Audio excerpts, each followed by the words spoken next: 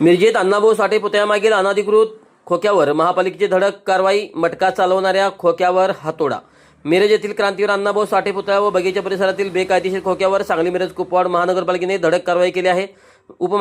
महापालिका आयुक्त संचिता महापात्र यांच्या मार्गदर्शनाखाली अतिक्रमण निर्मूलन पथकाने ही कारवाई पार पाडली. कारवाईबाबत माहिती देताना उपायुक्त स्मृती पाटील सांगितले होते की अण्णाभाऊ साठे पुतळ्याच्या मागील बाजूस अनेक अनधिकृत तसेच अधिकृत खोके आहेत. त्यातील काही अनधिकृत क्रमांक असलेल्या खोक्यामध्ये बेकायदेशीरपणे मटका हा जुगार चालला जातो हे त्यांच्या निदर्शनास आले होते. या बेकायदेशीर कृत्याचे व्हिडिओ चित्रीकरण देखील प्रशासनाकडे उपलब्ध झाले होते. याची गंभीर दखल घेत महापालिकेने मटका चालवला जाणारा संबंधित खोका तात्काळ जमीनदोस्त केला आहे. याशिवाय परिसरातील सर्व अनधिकृत खोके पूर्णपणे हटवण्यात आले आहेत. महापालिका प्रशासनाने खोकेधारकांना व नागरिकांना कडक इशारा दिला आहे. अधिकृत क्रमांक असलेले खोके असले तरीही त्या ठिकाणी कसलाही बेकायदेशीर किंवा बेकायदेशीर व्यवसाय चालवता येणार नाही.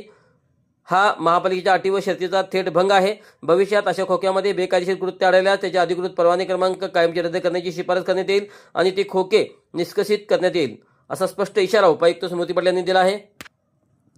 इथं आपण आज मिरज येथील अण्णाभाऊ साठे पुतळ्याच्या पाठीमागच्या बाजूला आहे. आमचा बगीचा सुद्धा आहे पाठीमागे. पण अनेक इथं खोके नंबरचे आहेत. 8 नंबर खोके पण खूप होते. आमचे आयुक्त मॅडम आहेत संचिता महापात्र यांच्या मार्गदर्शनाखाली ज्या नंबर खोक्यामध्ये आज आम्हाला मटका खेळताना आढळून आलेला आहे त्याचे व्हिडिओ शूटिंग पण आहेत. तर ती खोके आम्ही आज जमीनदोस्त केले आणि त्यांचे नंबर पोटवण्याचं काम आम्ही पुढं करू. तसेच जे अननंबर होते तेही आज आम्ही निष्कासित केलेले आहे.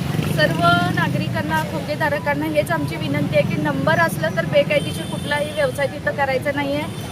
अटी शर्तीचा तो भंग आहे आणि जर तसं आढळून आलं तर कायमचे नंबर रद्द करण्याबाबत शिफारस करण्यात येईल आणि सदरचं खोकंसुद्धा आम्ही निष्कासित करू.